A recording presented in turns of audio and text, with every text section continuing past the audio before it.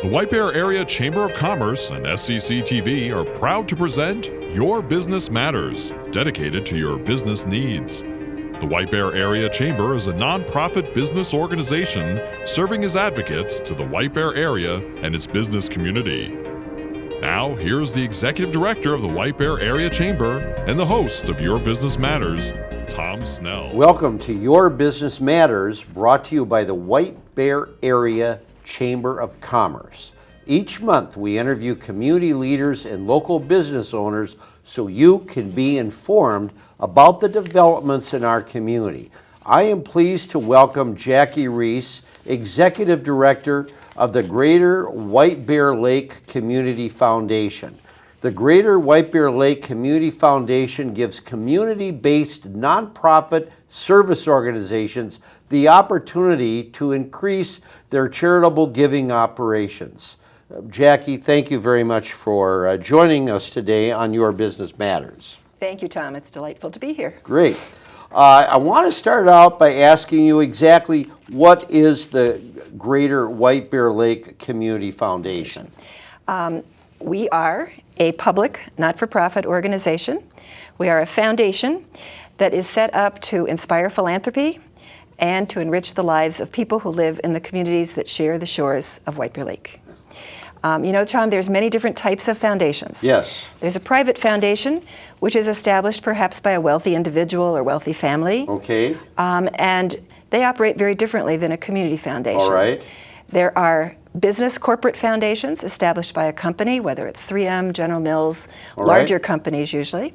And there are community foundations, which are established to provide resources and opportunities for people in a geographic community to give back to their community. Now, your community foundation, there are a lot of nonprofit organizations that raise money on their own. This has been kind of an established process for a number of years, not only in White Bear Lake, but all over the country. Yes. And so, what aspects can a community foundation then offer these organizations that have traditionally gone out and raised money on their own by pinpointing the types of people and companies that they can get to contribute resources? Well, we believe that we can offer a number of different things for those organizations. We can provide, first of all, for those organizations that might want to start an endowment fund. For example, the White Bear Area Emergency Food Shelf and the White Bear Lake Area Historical Society have both established endowment funds with us. And that's a way for them to sustain themselves in the future. Their boards don't have investment managers. And just for the audience, an endowment fund, endowment means the funds are invested. The principal is not touched, but the earnings from the endowment can be used to go back to the organization for its operating support or any other special needs that they have. It's just it will remain there over time for the future. And so they're using the community foundation to set up an endowment fund. So then do they make the applications for money, or is this something where they work in collaboration with the community foundation? I'd say in collaboration. They can market this with their supporters and say, help us raise funds for the future, and then those supporters can either give the money to the Historical Society or the Food Shelf. They would then give the money to us. Or in some cases, we've had donations directly to us for one of those organizations. Oh, okay. So that's one of the things we can do for those organizations. The second thing we can do is provide grants ourselves. Thanks to the generous contributions from people in White Bear, we're going to have our first grant program. Right now, we are looking for grant applications from those organizations and others in the community. We have about $32,000 to give away. Probably the grants we give will be between $1,000 and $5,000. Sure. So that's a second way in which we can provide support. A third way would be that if a nonprofit wants to invest their reserve funds, or if they're having a capital campaign and want a place to put the funds, we can also take those funds and help nonprofits with that. So are there any other things that you can bring up about why the community foundation was established? Sure. First of all, I should say that there are community foundations all over the state of Minnesota. Right.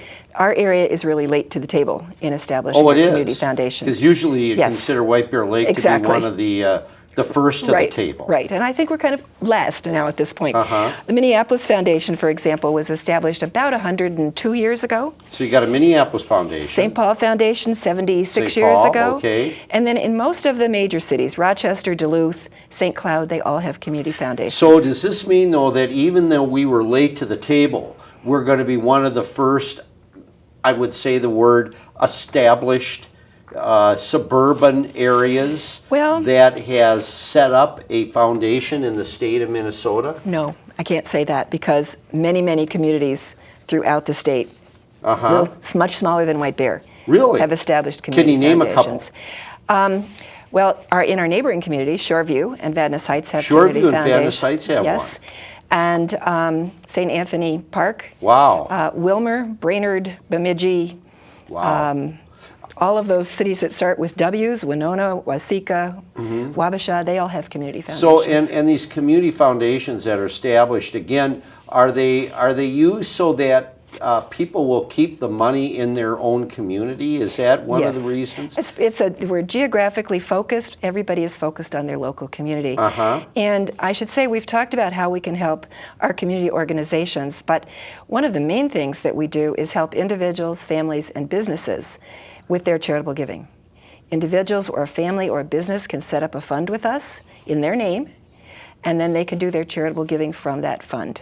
Okay. They may know who they want to give it to, or they may want some guidance. They may say, we really care about things in the human service area. Can you help us find organizations working in that area? And let me ask you a little bit further. Let's say that a business wants to establish something so that they can give money to various community services, but they're too busy engaged in other things, in running their business. Exactly. So what type of help then would your community foundation give to these companies that might be looking to set something up so they can give back to the community without having to put a lot of their own capital resources into it? Wonderful question, and I'm so glad you asked it. A business, just like an individual, would set up a fund with us called the XYZ Company Fund, and then they could each year make contributions to the community through that fund. Sure. We could help them with that. We could do all the paperwork, write the checks. They would let us know, they would recommend to us who they want to get the contributions, and we would write the checks, take care of all the paperwork for them. It's a great solution for a business. So this would be a real good opportunity then for people, businesses in the local community to establish something so that there's nothing wrong with giving to other areas, but this gives us an opportunity to support the services and opportunities that service our own general community. Right. As I said, we're very locally focused. Great. And I think that if an individual or family sets up a fund with us, we'd call it a donor-advised fund because the donor advises. If they want to make some contributions outside of our area, perhaps to the college or university, they can do that. So when you say the word greater, Greater White Bear Lake, does that encompass any communities that are not not White Bear Lake, the township or Birchwood, some of the other areas around here? The reason we called it, excuse me, the Greater White Bear Lake is that we are starting with the communities that share the shores of White Bear Lake. So that means Birchwood Village, Delwood, Matamidi, White Bear Lake, and White Bear Township. Okay. And we're looking at surrounding communities who are also part of what we would say the Greater White Bear area. Okay, so it'd be basically the communities that surround White Bear Lake. Surrounding area. That's your name. Yes. Okay, that sounds really good. Who we are. I wanted just to start in on finding out the process of organizing this entity that has been established. Are there one or two people that you can point to that might be considered a brainchild in actually putting this thing together, that came up with this idea? Why don't we do what Vadnais Heights is doing, or Shoreview, for example? Yeah. Actually, the idea goes back to about 2001, 2002. At that time, I was retiring from the Minnesota Council on Foundations, and I was asked to do a study in White Bear Lake of whether we should have a community foundation. I talked to 50 people around the community who said, that's a good idea, but no one really jumped up and down and said, Yeah, I mean, that was I'm going 16 to do years it. ago. It was a long time ago. Yeah. Mark Sather and I, when he was city administrator, brought together some people about 5 years later to talk about it. Okay. And then it wasn't until about 2014 Yep. when Mark and I mentioned it to Bill Foussard. And Bill, with all of the enthusiasm that Right. Bill has, Yep. kind of went, let's do it in this area. Great. That's when Okay. we moved forward. Well, we're going to get right back to this Good. interview. I've got to take a real Yes. short intermission here. Okay.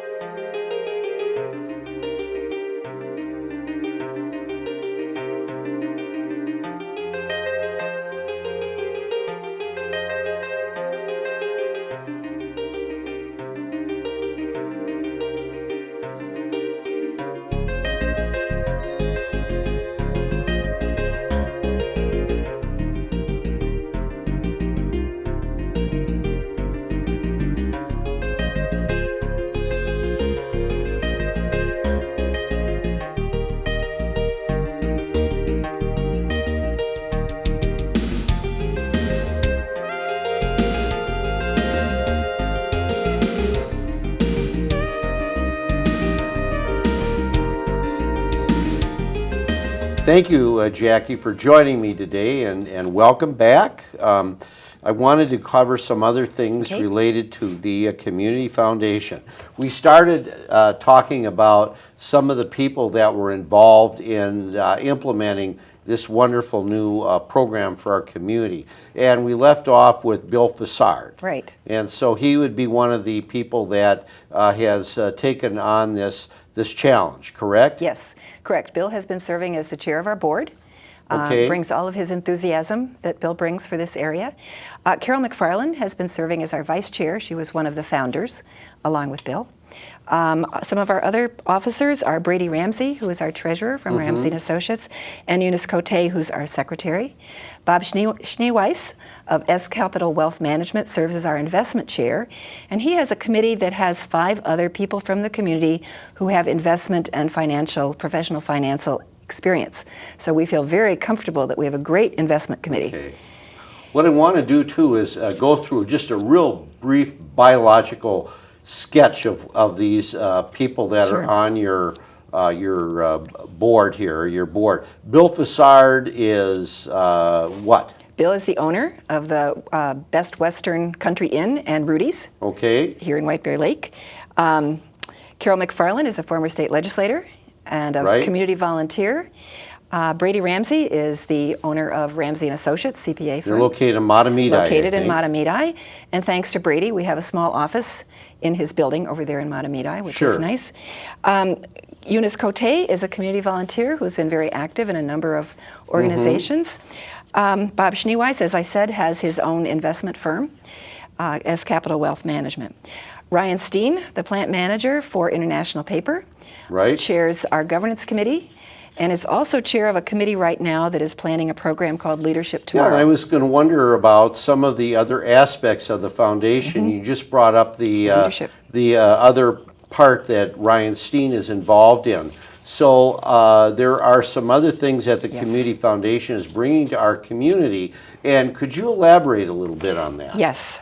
A year ago, our board convened about 8 or 9 people who are involved with human service organizations. And when we asked them what are some of the issues, there was consensus that there was a concern about who are the future volunteers and leaders in our communities. That's a really good point. Yes.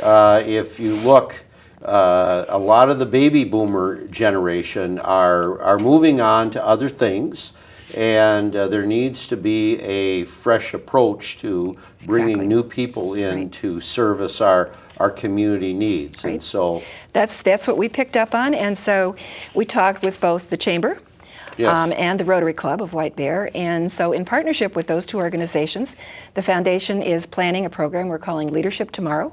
We hope to start it in January. It will be a 10-month program for 18 to 20 people. It will meet monthly. People will have the opportunity to learn about and increase leadership skills, learn about themselves, what their strengths are, what their weaknesses are, how to communicate, how to problem solve. And the other part of the program will be community experiences.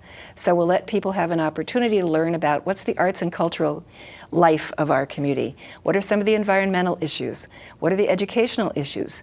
What is the business community like? What's the arts and culture, I said human services, all of the different aspects that make up community life. And what age group are these new leaders going to represent? A good question. We feel that probably it will be anywhere from early 30s up. There's going to be people, some of those baby boomers will be empty nesters and might want to get more involved than they have been in the past. The whole goal is, to, as you said, to create a new generation of volunteers, board members, public service people, people who will either run for political office or who will be on planning commissions, different kinds of things. Anything that is serving, giving back to the community. We're all about giving back to the community. Now, Jackie, this opportunity that's available, if somebody is interested, what is the process that they followed in order to become part of this group of 18 people? Right. Our planning committee, which Ryan Steen is heading, is in the process of developing that. Most likely we will have an application, we'll announce the program the 1st of September. We'll have an application process, probably online, that people can use to apply. And we will want to know what they're interested in, what they think they would get out of such a program, what some of their experiences to date are. And we hope then from those applicants that we'll get a very diverse group from our different communities, different age ranges, different professional and personal life experiences, that it will be a group of people who can form a whole new network. And that after the first year, we'll start a second year, and that we will have alumni groups who can mentor the new ones. Now, do you think that an entity like this could be used for, let's say somebody is some company CEO or COO wants to develop someone's leadership skills? Could a program like this be useful for that sort of thing? Again, I think that's a perfect question, because that's one of the things we feel, that a good number of the people will be people coming from businesses who will have the support of their business to participate just because of that, and to enhance it by also learning more about the community. And so you'll be in touch with the chamber then when the process starts, so that we can promote that to the general community, and obviously people can go to your foundation to find out about that. Yes, yeah, we're very excited about it. Okay.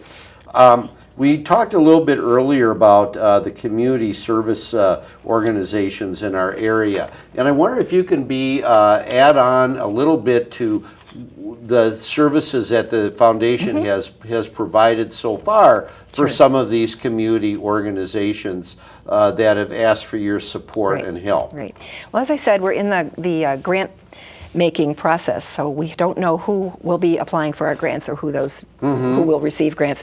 But the other thing that we can do for those organizations is serve as a fiscal sponsor. We have a 501c3 ruling from the Internal Revenue Service, and it's a great way for a brand new organization who maybe hasn't incorporated to receive tax-deductible contributions. Have any organizations that haven't incorporated use that? Yes, we have two now.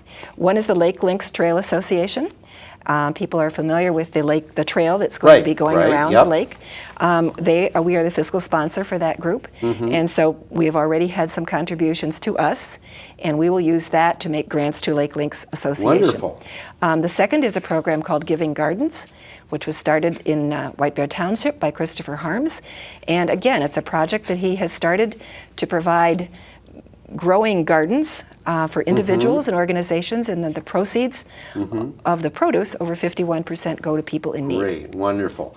I guess the last question I'd like to ask you is, are there any ultimate goals that you can envision where you would like to see this community foundation, let's say 5 years from now? 5 years from now, we hope we're in a really good place. One of the goals of a community foundation is to be there for tomorrow, and tomorrow, and tomorrow, for generations to come. To do that, we need to have a lot of endowment funds. So we hope that eventually, in 5 years from now, that a number of our funds will be endowed funds, so that those monies will continue into the future, the earnings will go back into the community. So we hope that we will have many more. Right now we have 4 donor-advised funds where individuals have set up a fund with us. We hope that we will expand that number greatly in 5 years. We hope to have, I think our goal is over $1 million in endowed funds in 5 years. We have the fiscal sponsorships, we have the endowment funds, we have what we call our whole family of funds. One I didn't mention is our field of interest funds. So if there are individuals who care, for example, about the natural environment, we have a fund called Conserving Our Natural Environment. People could make contributions to that. We would then make grants to programs that relate to the environment. Wonderful. So we have about 6 different field of interest funds that we hope people will contribute to. Jackie, this has been a wonderful conversation. Great, thank you. And I want to thank you for joining me today. Before we close, if somebody wants to get a hold of the foundation, what is your website and how can they contact you? Please go to our website. It's just greaterwblfoundation.org. Phone number is 651-408-5412. Thank you very much. Would love to talk to anyone who's interested. Thank you, Jackie, for joining us today. I'm Tom Snell. Thank you for watching. You've been watching Your Business Matters. For more information on this program or the White Bear Area Chamber, visit whitebearchamber.com or call 651-429-8593.